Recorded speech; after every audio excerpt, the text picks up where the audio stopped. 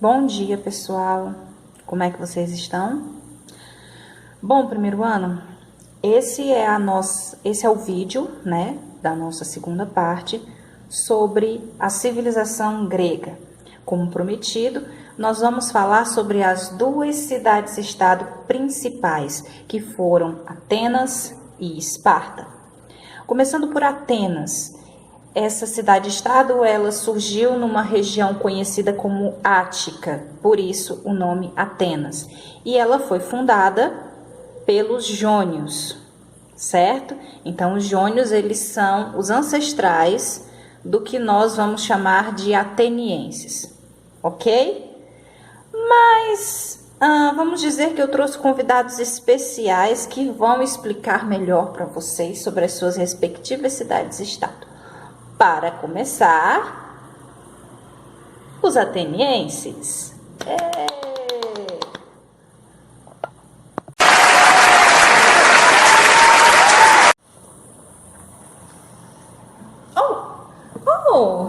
Olá! É bom estar aqui. Puxa, já faz tanto tempo. Muito bom dia. Eu sou uma cidadã ateniense e, a pedido da professora de vocês, eu vim aqui explicar como era a vida e a política em Atenas. Bom, para começar, é importante que vocês saibam que a democracia surgiu em Atenas. Isso foi muito bom para nós, porque nós passamos a tomar nossas decisões de uma maneira mais justa, com muitas pessoas votando contra ou a favor de uma decisão. O nosso governo, ele era composto pelo Areópago e o Arcontado. Eram grupos especiais onde pessoas eram escolhidas para fazer parte. Com o passar do tempo, a estrutura política de Atenas deixou de ser uma monarquia para ser uma oligarquia, que significa governo da minoria. A democracia era muito importante para nós. Com o passar do tempo, nós fundamos a Assembleia do Povo, onde as leis eram votadas e os magistrados eram escolhidos. Logo em seguida, tínhamos o Conselho dos 500. Esse Conselho dos 500 era formado por 500 cidadãos, escolhidos através de sorteio que era feito anualmente. Estão vendo só como a democracia é a forma mais organizada de se constituir uma cidade-estado? Quando eu falo de Atenas, eu fico transbordando de orgulho. Tivemos governantes muito importantes, mas entre eles eu destacaria Péricles. Péricles, ele foi um dos melhores. Ele incentivava as artes, as ciências, o teatro. Ele era um cara... desculpe a expressão. Ele era um soberano muito, muito inteligente. Nós atenienses valorizamos bastante o diálogo. Achamos que as coisas podem ser resolvidas com um bom debate e uma boa conversa. O que não quer dizer que não sabíamos defender os nossos domínios. Tínhamos a melhor marinha da Grécia.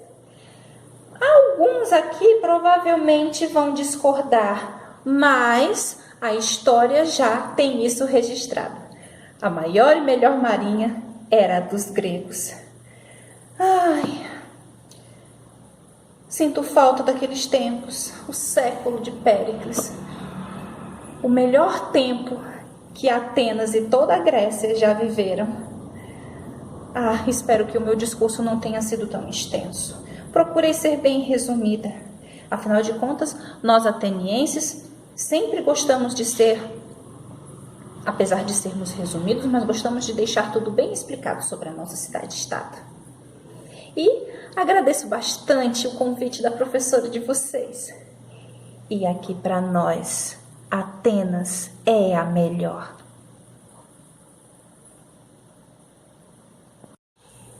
Atenienses, como podemos ver, né? Vocês descreveram muito bem a sua cidade-estado e a sua estrutura social. Mas eu acredito que nesse negócio de quem é a cidade-estado melhor, eu acredito que uma vizinha sua tenha algo a discordar.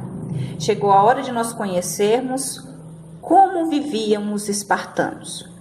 Para quem não sabe, Esparta, ela surgiu numa região conhecida como Peloponeso e ela foi fundada pelos dórios, certo? Os dórios foram os ancestrais dos espartanos. E eu acho que temos uma companheira aqui que pode explicar melhor sobre os espartanos. Chega aí. Espartanos, qual é sua profissão? Aí, é pra olhar pra cá?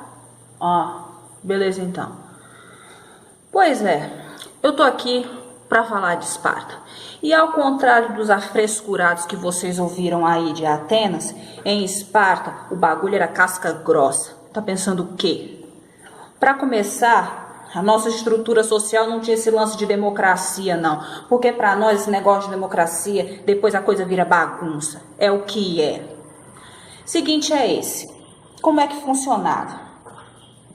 Nosso governo, ele tinha 2 reis. A gente era tão diferenciado, velho, que a gente tinha 2 reis ao invés de um. Mas esses 2 reis, eles tinham que ter respeito. Respeito por quem?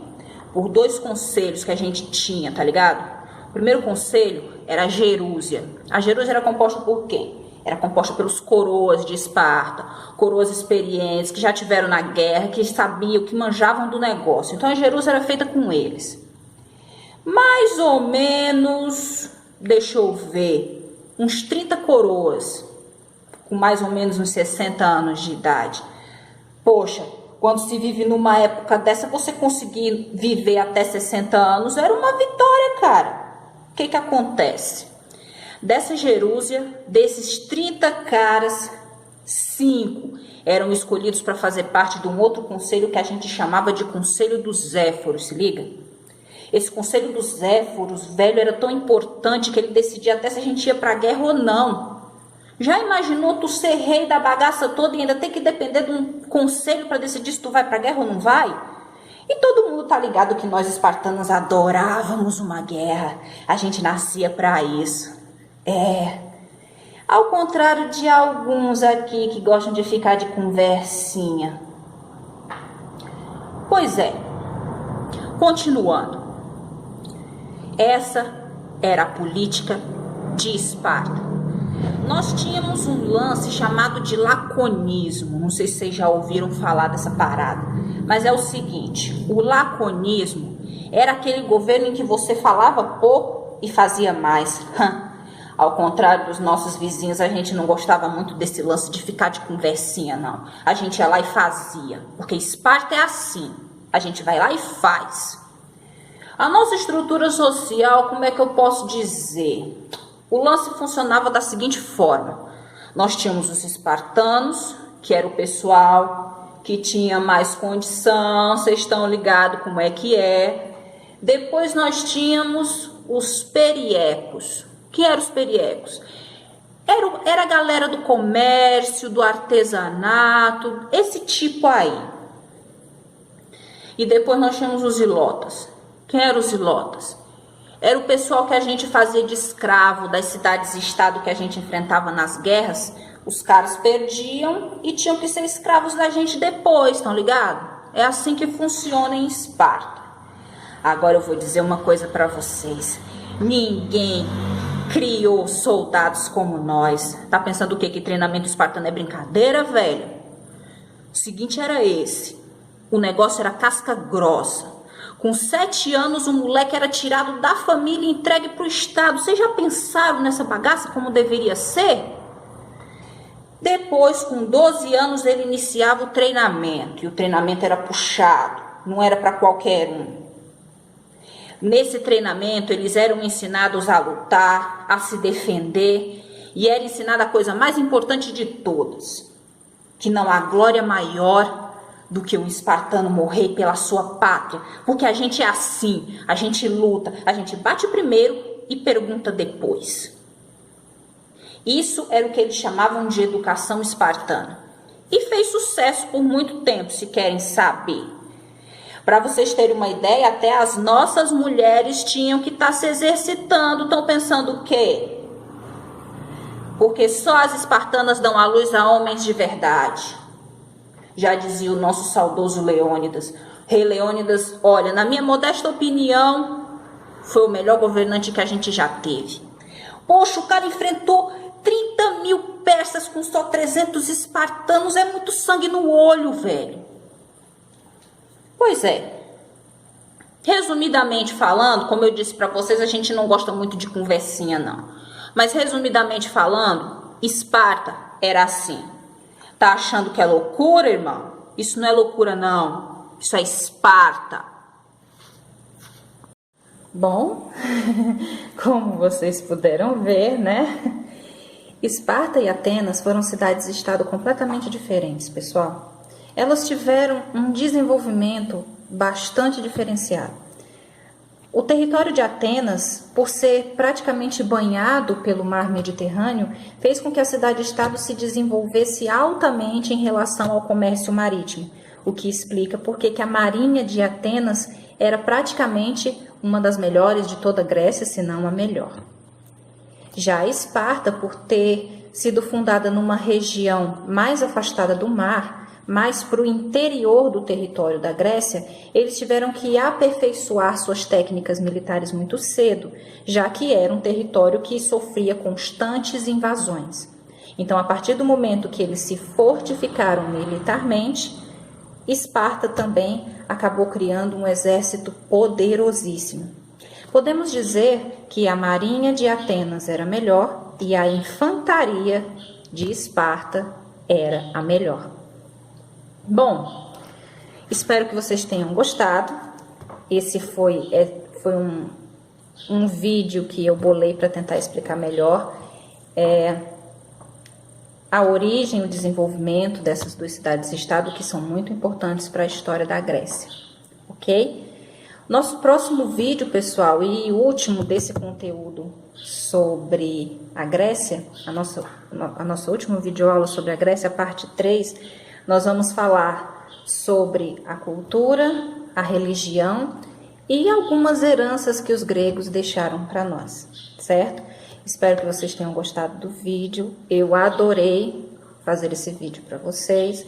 Agradeço imensamente as nossas convidadas estarem aqui para explicar um pouquinho sobre as cidades-estado para vocês. Deixem um likezinho no vídeo, se inscrevam no canal, beleza? Bons estudos e um beijo para todos. Tchau, tchau.